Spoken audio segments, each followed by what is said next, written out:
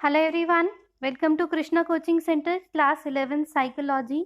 और यहाँ पर हम देखने वाले हैं कि कौन कौन से मेथड्स हो सकते हैं जिनकी मदद से आप साइकोलॉजिकल जो है वो स्टडी कर सकते हैं। So there are various methods like observational, experimental, correlational, survey research, psycho testing वगैरह वगैरह। But today we will discuss only observational study या ऑब्जर्वेशनल मेथड। अब देखिए, what the name suggest, observational का मतलब क्या होता है, व्हाट यू ऑब्जर्व। अब देखो, एक चीज होता है किसी भी चीज को देखना और एक चीज होता है किसी भी चीज को ऑब्जर्व करना। फॉर एग्जाम्पल, आप क्या करते हो, आप मान लो अपने घर से स्कूल जाते हो, रास्ते में बहुत सारी चीजें होती हैं, बट आप एग्जैक्टली याद करके बताओ कि आपको सब दुकानों के बारे में पता है कि वो किस किस चीज की शॉप्स हैं, या आपको सिर्फ पर्टिकुलर कुछ चीजों के बारे में पता है कि हाँ ठीक है, एक ढोकला वाले की शॉप पड़ती है और हाँ एक शायद कंप्यूटर वाले की शॉप पड़ती है। तो आपको याद क्या रहेगा, जो चीज क्या करी आपने, ऑब्जर्व करी। और उस ऑब्जर्व का रीजन क्या था कि समहाउ आपको क्या था, उस चीज का कभी ना कभी जरूरत पड़ा होगा, या बाय चांस आप किसी के साथ गए होगे। तो this comes under the observational या ऑब्जर्वेशन जो आपने करी थी। So in daily life we see many things but we observe very less things. मतलब आप क्या चीज ऑब्जर्व करोगे जो या तो बहुत ही इंटरेस्टिंग है, या कोई बहुत ही खराब है, या आपको उससे कोई ना कोई फायदा मिलने वाला है।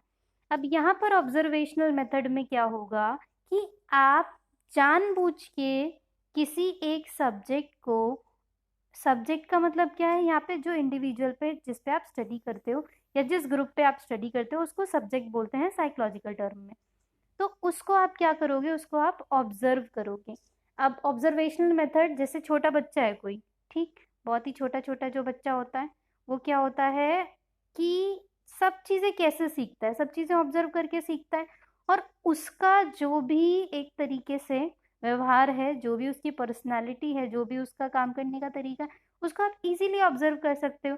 जैसे for example, if I talk about Himawari, you know Himawari जो शिनचैन की सिस्टर है, उसको क्या पसंद है, उसको ज्वेलरीज बहुत पसंद है, शाइनिंग चीजें बहुत पसंद है, प्लस उसको हैंडसम फेसेस बहुत पसंद है।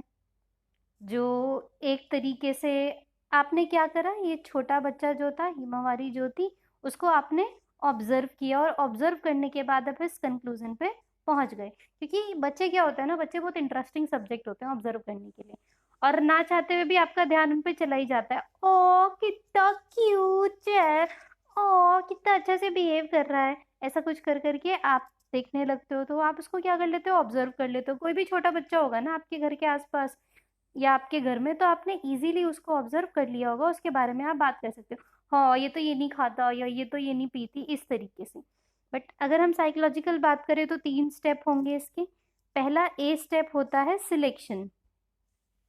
सिलेक्शन यानी कि आपका सब्जेक्ट क्या रहेगा, आप किस चीज के ऊपर ऑब्जर्वेशन करोगे। मान लो आपने क्या ऑब्जर्वेशन किया कि जो क्लास 11th के स्टूडेंट हैं, कक्षा 11वीं के जो भी स्टूडेंट्स हैं, how they spend their time in the class, कि वो क्लास में कैसे टाइम जो है स्पेंड करते हैं। अब देखो बेटा, एक बहुत साइकोलॉजिकल ही फैक्ट है ये, 11th क्लास में बच्चे सबसे कम पढ़ते हैं, मोस्टली बच्चे सबसे कम। लाइक फर्स्ट सेकंड में जितना पढ़े थे ना, बहुत सारे बच्चे 11th क्लास में उससे भी कम पढ़ते हैं। सो आपने क्या करा, ऑब्जर्व करना शुरू करा। अब ऑब्जर्व करके शुरू करा आपने, तो एक क्लास में होता है पढ़ाकू बच्चा, तो आपने कहा कि ये तो ऐसा बच्चा है जो सारा टाइम सिर्फ पढ़ाई करता रहता है और इसको फर्स्ट आना होता है। तो ये क्या है, आपने इस पे एक ऑब्जर्वेशन डाल दिया। प्लस जो पढ़ाकू बच्चा होता है उसके 2 चमचे होते हैं जो उसके आसपास घूमते रहते हैं, और उसका काम होता है बस इसका ध्यान रखना। अब इसके साथ क्यों होते हैं ये, क्योंकि इसका रेपो बहुत अच्छा है स्कूल में, तो इन दोनों का रेपो ऑटोमेटिकली बहुत अच्छा हो जाएगा। बट इन दोनों पागलों को नहीं पता होता कि ये चमचों के नाम से फेमस होते हैं। तो एक ये ग्रुप हो गया। एक होता है बेटा तारे जमीन पर वाले बच्चे का ग्रुप, जिसकी दीन दुनिया अलग ही चलती होती है, तो उसका तो अलग ही है। तो उसने कहा एक तारे जमीन पर वाला बालक वो है क्लास में, आपकी 11th क्लास में। एक बेटा है कपल, जो जिसको कोई मतलब नहीं क्या पढ़ाई चल रही है, क्या काम चल रहा है, वो बस आपस में बहुत ज़्यादा खुश हैं। उनका अलग ही ला ला ला ला ला ला क्लास में चलता रहता है। एक हो गई आपकी हाई फैशनिस्टा गर्ल, जिसको सिर्फ इससे मतलब है कि नया फैशन क्या आया है, नई ज्वेलरीज कौन सी आई है, आलिया भट्ट ने पिछले वाले मूवी में कैसे कपड़े पहने थे, तो ये आपने देख लिया। कुछ ऐसा कुछ आएगा फिर आवारा लड़कों का ग्रुप, जिनको कोई काम धंधा नहीं है, वो बस इधर मटर गश्ती सारा दिन करते रहेंगे। तो आप क्या कर रहे हो, आप 11th क्लास में स्टडी कर रहे हो कि किस तरीके से बच्चा जो है क्लास में अपना टाइम स्टडी कर रहा है। तो ये तो हो गया सिलेक्शन की, आपने जो अपना सब्जेक्ट था वो क्या कर लिया, सब्जेक्ट सिलेक्ट कर लिया। नेक्स्ट कम्स कि जो भी अब हुआ, जो भी वर्क हुआ आपने उसको रिकॉर्ड किया, जो भी वर्क हुआ आपने उसकी क्या करी, आपने उसकी कर दी रिकॉर्डिंग। ओके, अब रिकॉर्डिंग में देयर आर वेरियस थिंग्स कि आप नोट्स ले सकते हो उसके, या फोटोज ले सकते हो जो भी चीज़ें हो रही हैं उनकी, या आप वीडियोज ले सकते हो उनकी। So various things that comes under the recording phase कि जो जो आपने देखा उसका ग्रुप बना के आपने रिकॉर्डिंग फेज में डाल दिया। Then comes analysis of data. अब जो भी आपने डेटा लिया, जो भी आपने इतनी मेहनत करके रिसर्च करी, अब उसका एनालिसिस करिए आप कि इसका इंटरप्रिटेशन क्या निकल रहा है। अब इंटरप्रिटेशन डिपेंड करेगा कि किस थ्योरी के साथ आप वो रिसर्च करने के लिए गए थे, किस थॉट के साथ आपने सोचा था कि हाँ I will research that and all. तो वो टोटल डिपेंड करेगा जो भी आपका थॉट रहेगा उस पर। सो 3 स्टेप हो गए ऑब्जर्वेशनल मेथड के। अब ऑब्जर्वेशनल मेथड के होते हैं कुछ टाइप्स कि ऑब्जर्वेशनल मेथड कैसा कैसा होगा। So if I talk about the first type, that is naturalistic versus controlled. अब इसका क्या मतलब है, naturalistic versus control? As the name suggest कि एक जो काम है वो flawless हो रहा होगा, natural तरीके से हो रहा होगा, कुछ मैनिपुलेशन इसमें नहीं होगा। बट कंट्रोल्ड सिचुएशन में क्या है, कुछ ना कुछ मैनिपुलेशन है, कुछ ना कुछ चेंजेस जानबूझ के किए गए। अगर हम नेचुरल की बात करें तो आपको 11th क्लास में स्टडी करना था, आपने कुछ नहीं बता रखा, ना उन बच्चों को बता रखा, ना कुछ ऐसी चीज क्रिएट कर रखी है, तो बच्चे अपने हिसाब से रिएक्ट करेंगे, अपने हिसाब से बिहेव करेंगे। आपने कुछ भी चीज उसके अंदर एड ऑन नहीं करी है, you are just observing the natural way of their living. So ये तो नेचुरलिस्टिक हो गया।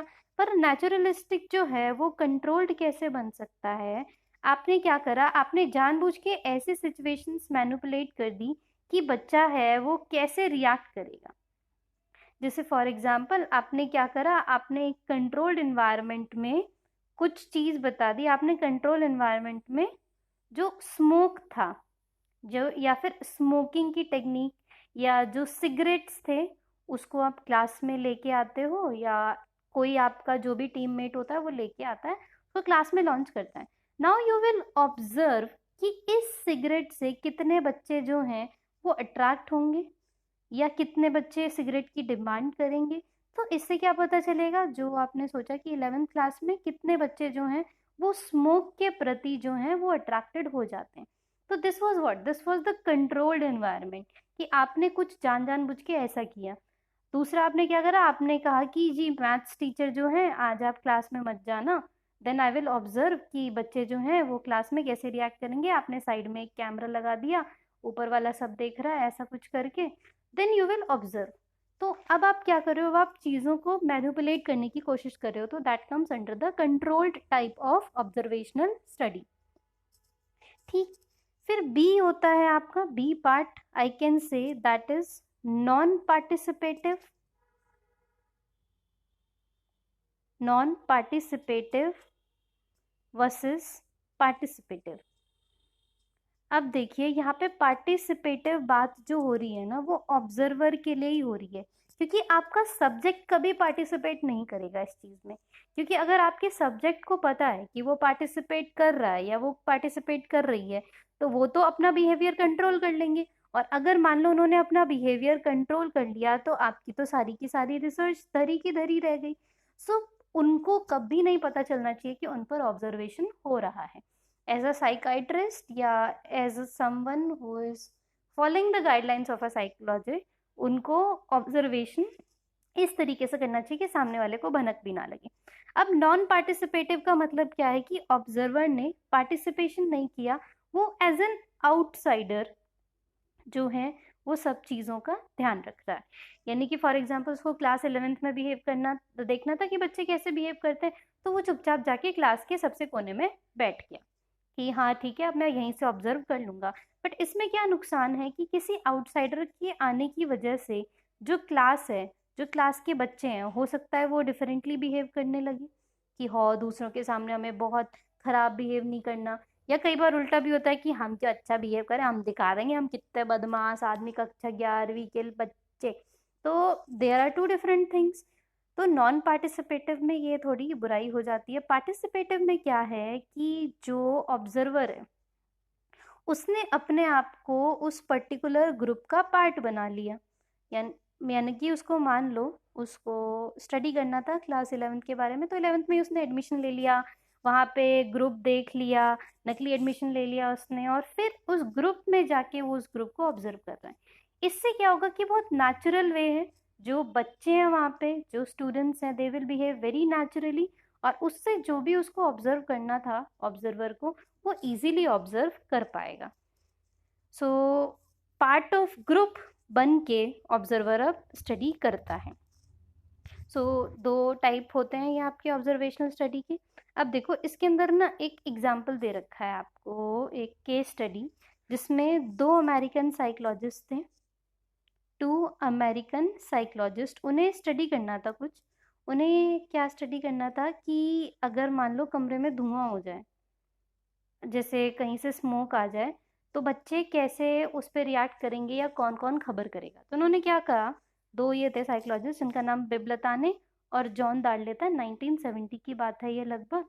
इन्होंने क्या करा, इन्होंने कोलंबिया यूनिवर्सिटी से कुछ स्टूडेंट्स बुलवाए और उन्हें बताया गया कि उन सबका क्या होगा, उन सबका होगा इंटरव्यू।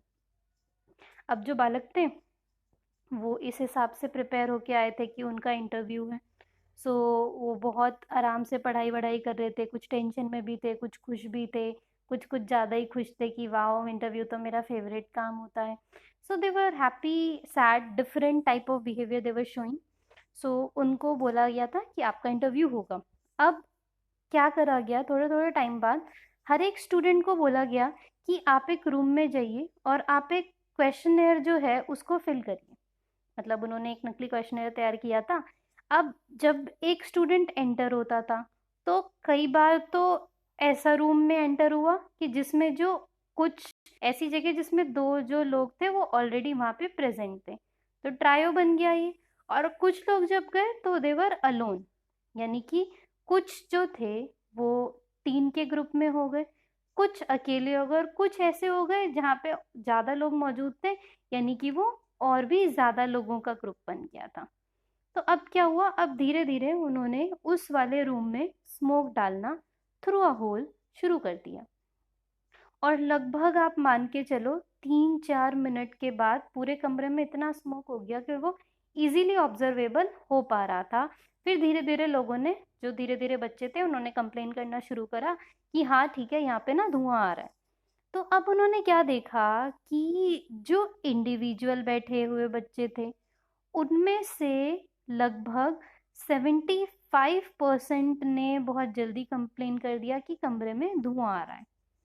जो लोग ग्रुप में बैठे हुए थे उसमें से सिर्फ 38% ने ही बताया कि कमरे में धुआं आ रहा है, और जो ट्रायो के ग्रुप में थे, यानी कि 3 के ग्रुप में थे, उसमें से केवल 10% ने बताया कि कमरे में धुआं आ रहा है। इससे देखो क्या पता चलता है कि इंसान जो है इंडिविजुअली ज़्यादा सतर्क रहता है, और जब वो ग्रुप में होता है तब वो क्या सोचता है कि अरे मेरे बताने से पहले यार ये बता दे, यार इसको तो लग नहीं रहा धुआं धुआं हो रहा है, यार मुझे कहीं ऐसा तो नहीं कि अकेले ही लग रहा है कि धुआं धुआं हो रहा है, यार कोई मुझे पागल तो नहीं समझेगा। So here comes matter of कि कोई आपको गलत तरीके से जज ना कर ले। तो उस जज ना होने के चक्कर में ग्रुप में इंसान बहुत अच्छे से कई बार बिहेव जो है वो नहीं कर पाता।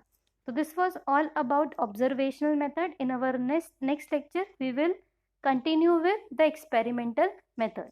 हमसे जुड़े रहने के लिए आप हमारे चैनल को सब्सक्राइब कर सकते हैं और इसे शेयर कर सकते हैं हर उस इंसान के साथ जिसको इसकी ज़रूरत है. So thank you so much. I will meet you all in my next video.